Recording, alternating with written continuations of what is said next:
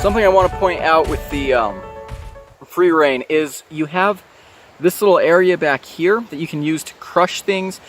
You might also be able to use that as a fire starter, but the spine of the knife, it's not quite 90 degrees. It's not all that crisp, but I think you'd be able to strike a fire steel off of that.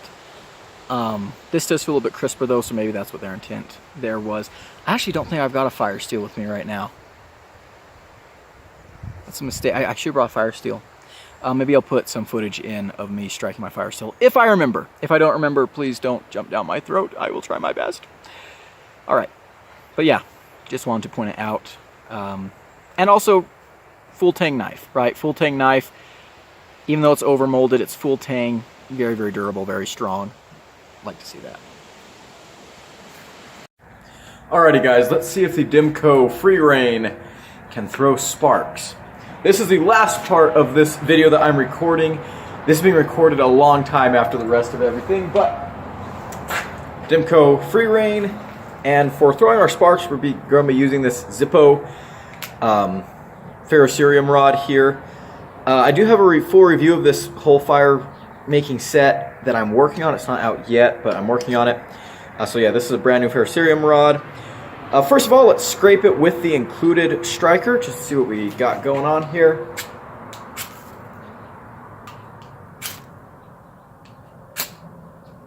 Pretty good sparks. I'm not sure if you guys can see that.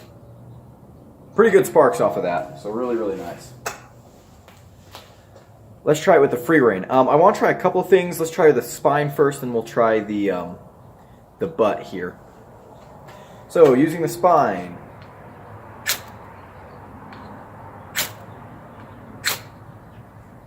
That actually works really, really well. There's our smut. Also, I just came back from doing some field work, or trying to at least. We ran into some complications, so I'm back with a free Saturday that I wasn't expecting to have, so that's nice. Obviously, if you're going to be using this thing back here, put the knife in the sheath, although we just found out that the spine of the knife works, so why would you even do this? I don't know. So it just seems a lot more awkward. It works though. Thought I was going to catch my shirt on fire, but it works.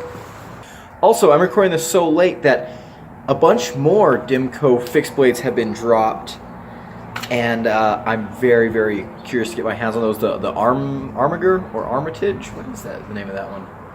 I cannot remember, but yeah, we will be testing some of those. I've got the full size and the mini versions.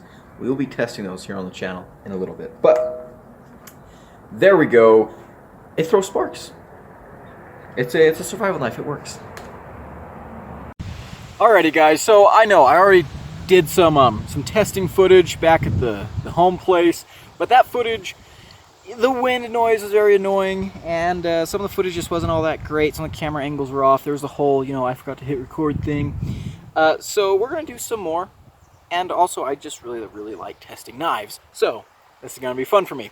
All right, let's go ahead, get into it. First thing I want to do, actually, I don't know why I've got this thing here. Actually, I remember.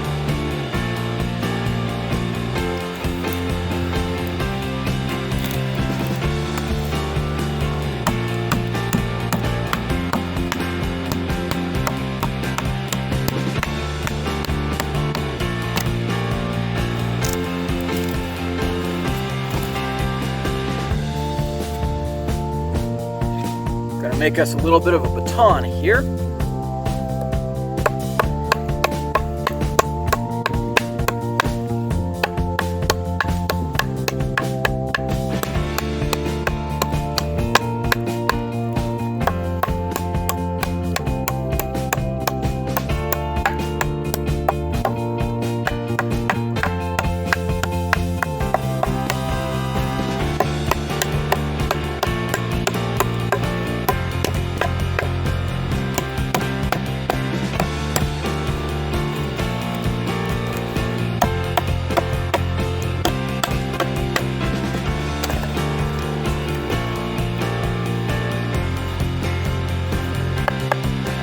feels good.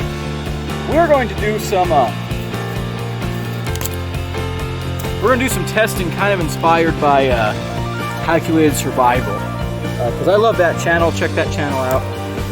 But yeah, I want to do some of the stuff I've seen him do. I'm like, oh, you know what, that's actually a pretty cool test. So I want to copycat, because that's what YouTube is, that's what social media is, right? You just see something you like, you copy it. Originality is dead, and we killed it.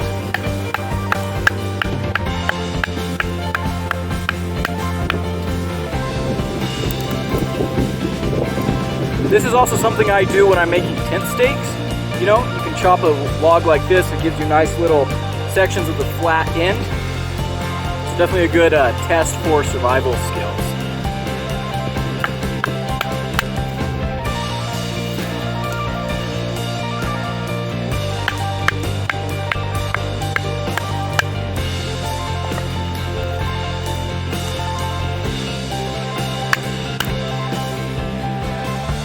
Not bad, not bad. It's actually pretty satisfying, so we're going to do some more. A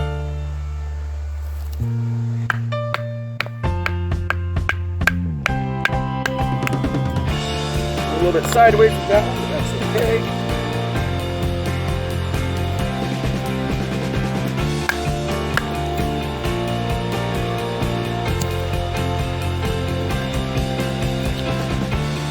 What this one,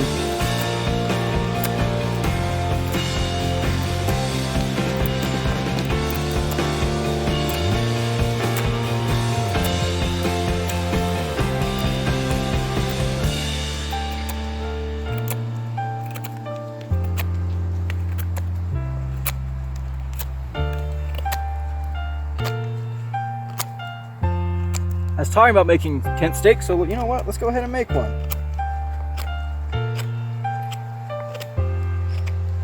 And let's go ahead and hammer it in with this knife, just to see if we can, right? Just to see if we can. All right.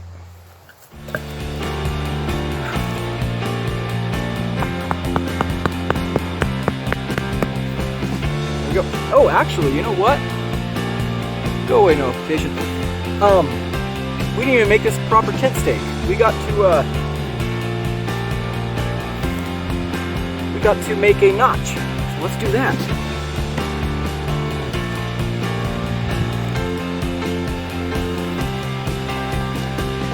I like to take the bark off, so we're going to do that.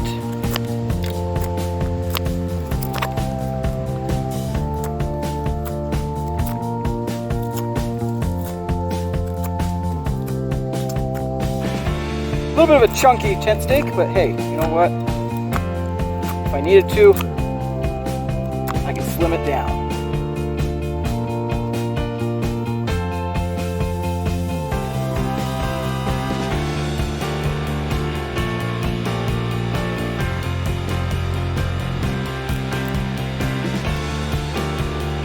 Stop cut. And actually, this is a task that's easier to do barehanded, I think. Whittling tasks.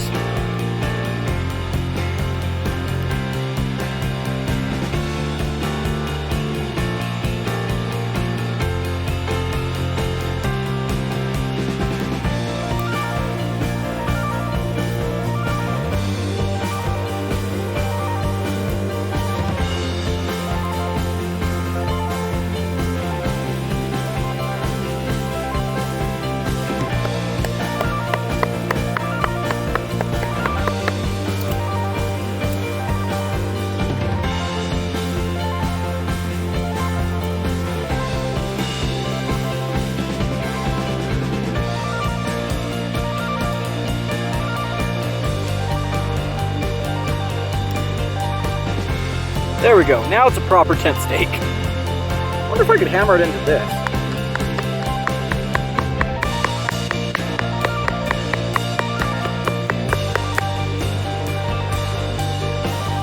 I mean, kinda, sorta. Not really. You know what? Heck. Let's do a, where did I have a club built? There it is. Let's do a tip retention test, shall we?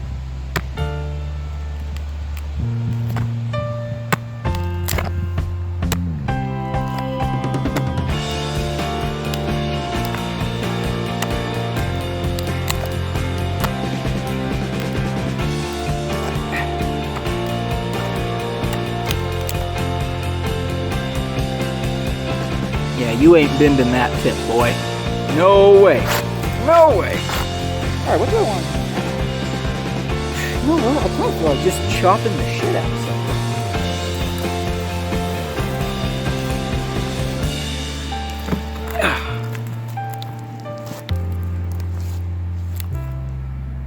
Uh-oh, here comes an RV. See what they want.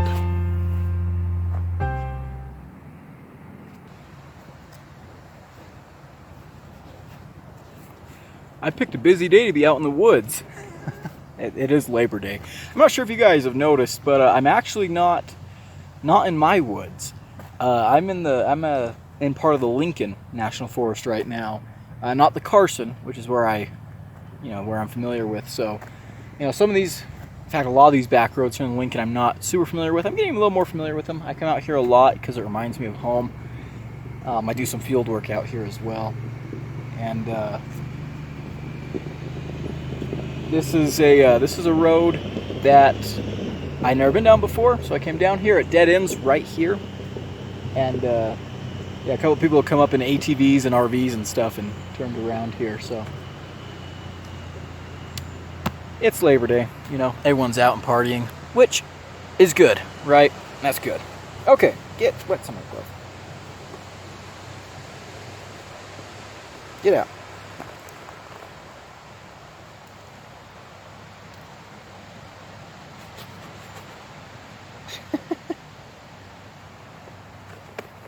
This little wood chip in my glove that doesn't want to come out. Just keep getting notifications on my phone. I guess I've got service here. What? I didn't an hour ago.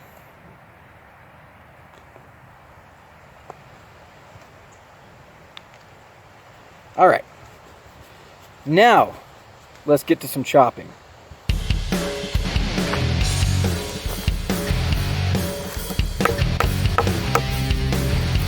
Make sure you guys can see this.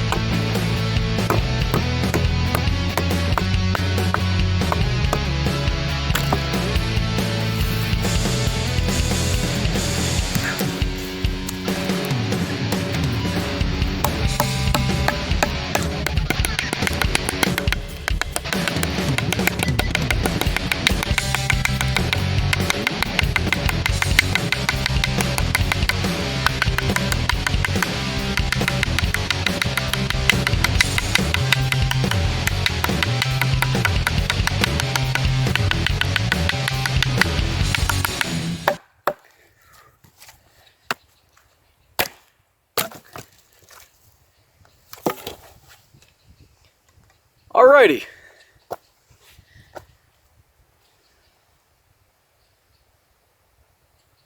Nothing happened to that edge.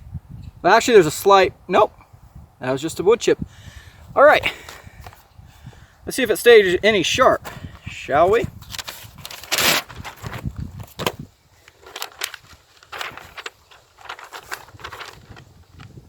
It's a woodpecker somewhere.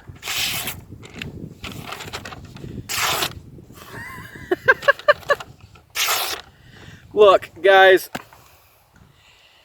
AUS 10A is awesome. It's just awesome. I love this steel. I don't know why it gets hate. It shouldn't. It doesn't deserve it. This is a great steel. I've been using this knife for a long time. Oh, Punnett squares. Okay. Anyways, I've been using this knife for a long time. I did the review cutting about, you know, half an hour ago. Did all this chopping, and this thing feels like it is factory sharp. That's absolutely incredible. Okay, there's one small catch right there, I feel. Yeah, just one. Guys, that's good stuff. That's really good stuff. Oh, come on.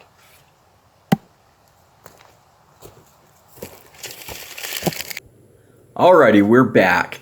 Let's go ahead and talk about what I'm liking and not liking about this knife. I'm going to try and keep this part of the video short and concise. I know you guys have already sat through probably almost an hour of footage, so yeah, I already went over a lot of things that I like and don't like in that, so we're going to keep it very, very brief here. Number one, I do like the design of this knife. This is a very simple design. It's a very classic design, but it's very elegant.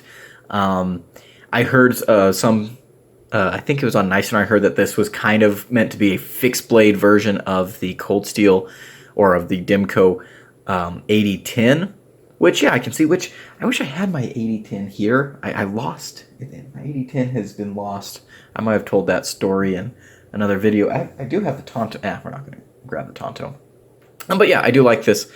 I do like the overall looks of this knife quite a bit. Speaking of Tontos, this knife also comes in a Tonto version, which looks very, very cool. That's obviously way more of a tactical knife than an outdoor knife. I'm more of an outdoor guy than a tactical guy, so this is the one that I would prefer. But if you're a Tonto guy, they do have that option available, and it's a very good-looking Tonto as well. Materials. I do like the materials here. AUS 10, I'm pretty sure these are made by the same company or by the same factory in Taiwan that does all the cold steel stuff. The AUS 10A here has performed great. I love AUS 10A. I've got an entire video dedicated to testing it, although it is an older video. It's one of my early videos, so maybe I'll make another version of that video. Maybe I'll do a redo, but very good steel. It's a stainless steel. It's decently tough. It's got good edge retention. And, you know, when you've got this much of it, I mean, look how thick that is. When you've got this much steel, you know, yeah, you're pretty set for whatever you need to do out in the woods. I do like this, like the steel. The handle, very comfortable. That rubber overmolding, I talked a little bit about. That's something I really appreciate in a survival knife. Very, very good ergos. This knife is just, oh, it melts into your hand. Demko, he does that, right? He's good at that. The Demkos, I guess both of them, John and Andrew, they're fantastic when it comes to ergos. They know how a human hand works. They know how a tool needs to function. And yeah, they make handles that are just a cut above the rest. So I really, really like that. Back to the blade, I guess I kind of skipped this, but a drop point is a fantastic blade shape for outdoor survival type of tasks. This is definitely more of a survival knife than like a bushcraft or a hunting knife. Normally with a hunting knife, you want a little bit thinner blade stock. With a bushcraft knife, you know, you might want a Scandi grind or something. But you could put this knife into both of those roles. As far as just a work knife, general purpose knife, we've got a great blade shape here. That tip goes down nice and low, kind of lines you up for good thrusting. You can drill. You've got a nice bit of straight. You've got some belly, so you could do some skinning. You can get some very powerful cuts. The flat grind is going to be a nice durable grind. Comes down to, I mean, the geometry on this knife is done very, very well, as you guys saw from the cutting footage. Just because something's thick behind the edge doesn't mean it doesn't have good geometry. This knife has good geometry. It came ridiculously sharp.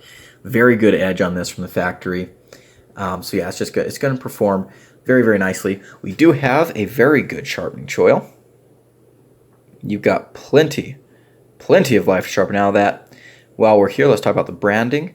Very plain, very small, kind of an odd text for the, you know, the Freereign right there, but whatever, it's fine with me. And then AUS 10A Taiwan. Yes, this is made in Taiwan, not China. You know, some people are going to feel strongly about that.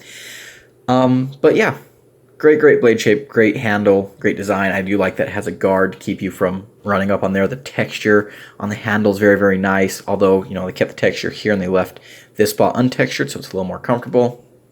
You do have a full tang in here, even though it's overmolded. This is full tang construction, so you've got a lot of durability there.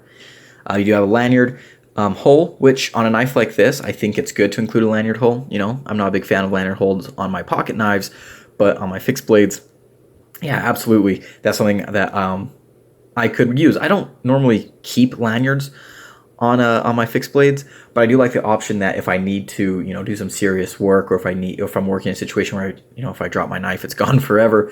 You know, take some paracord real quick, tie a lanyard on there. Yeah, really, really good stuff. The price. Actually, you know what? We'll save the price for later. I was going to talk about the price a little bit here. We're not going to do that.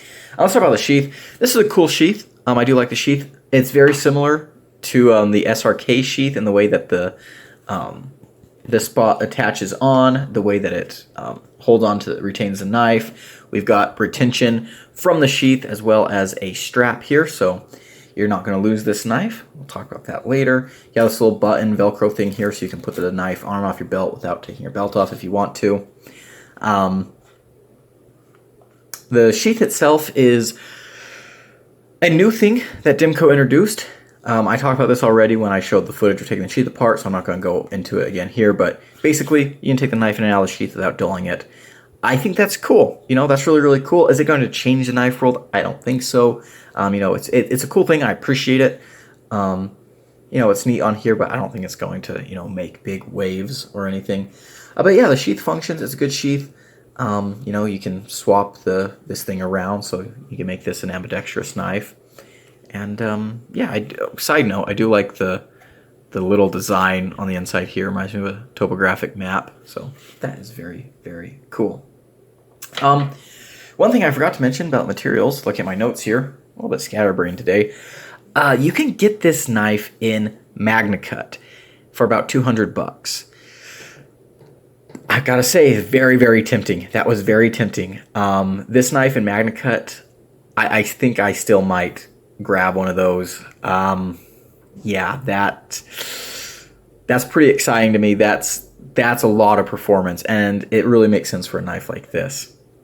Also, speaking of different versions, you can get this in green, this blue, and black, I believe. There's plenty of color options. Obviously, I went for the blue because I love blue, even though, you know, we're starting to get some dirt on there. It's not super blue, but very cool. Blue is a great color for an outdoor survival knife. It's easy. You know, it's highly visible. If you drop the knife in the grass, you're going to be able to find it. So, like that a whole lot. Okay, let's go ahead and talk about some of the things that I don't like. Really, my biggest issue with this knife was just the sheath retention. So you can see here we've got these two big nodules in this part of the sheath. When you put the knife in there, I mean, it's retained. This knife is not going anywhere. But getting the knife out is a little bit of a struggle, especially when it's on your belt. Now, I talked a little bit about the mineral oil thing. You can do that, and it does work. But that wears off, right? I kept expecting this to wear in and maybe get easier to take the knife in and out, and it still might. But, you know, after almost 3 months, it hasn't broken in yet, and it is a little bit annoying. I'm not gonna lie, it is pretty annoying. They're way too tight. I think something that they could have done that would have really helped is if they put a thumb pad here to push off. You've got this little ledge here, but it's kind of sharp, and the amount of pressure you have to put down in order to yank the knife out of the sheath is just ridiculous. So, not real stoked about that, but really that's my only problem. It's a pretty big issue, but that's my only problem with this knife. Let's talk about the price. $130. I actually got mine on sale for a little bit less than that, but $130. Is this knife worth that price? Yes and no. I say yes because I understand where that price is coming from. You know, Demko is still kind of a smaller maker. It seems a little bit weird to say. You know, he's such a well-known name, but you know, obviously there are limits to, you know, what he can release and stuff. The Austin and the you know, the materials presented here, I know are going to get a lot of people very angry for the price. I'm not super upset about the materials per se. Honestly, I love AUS 10. But yeah, 130 bucks, you know, that's a little bit, right? It's a little bit. However, this is a fantastic knife. This really is a fantastic knife. It's an amazing design. It's a very functional knife, so I don't feel like it was a waste of money. But, you know, I love this knife. I really do. $40, SK5. Basically, this is a very similar knife. The SK or the SRK is a very similar knife.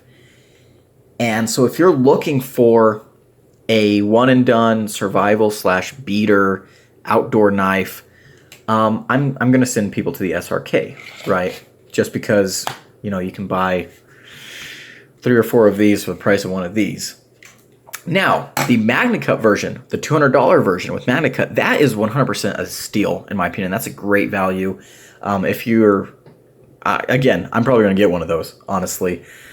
This version here, do I recommend it? Yes. Yes, I do. Absolutely. This is a fantastic design. I think I do like the design of this a little bit more than the SRK. But if someone comes up to me and they ask for a survival knife recommendation, I don't think this is going to be close to the top of the list, just because of the price. Yeah, I guess that's all there's to say about that. I love this knife. This knife does get a recommendation for me. This is probably my favorite fixed blade that I own right now. In terms of utility, again, the SRK, this is weird. I like the SRK more for what it is, you know, $40, you know, beast. But this is my favorite fixed blade knife right now. I do prefer the design of this. I like the overall looks and aesthetics of it. It's a weird thing to say, but I'm sure a lot of you guys understand where I'm coming from. But yeah, the Demko Freereign, I love it. It's a really great knife. I don't think it's for everybody, right? And I think there are technically better options out there in terms of value, but this design for me really takes it over the top. I love this knife. So that's gonna be it for today's video, guys. Thank you so much for watching. I hope I kept this part quick for you guys.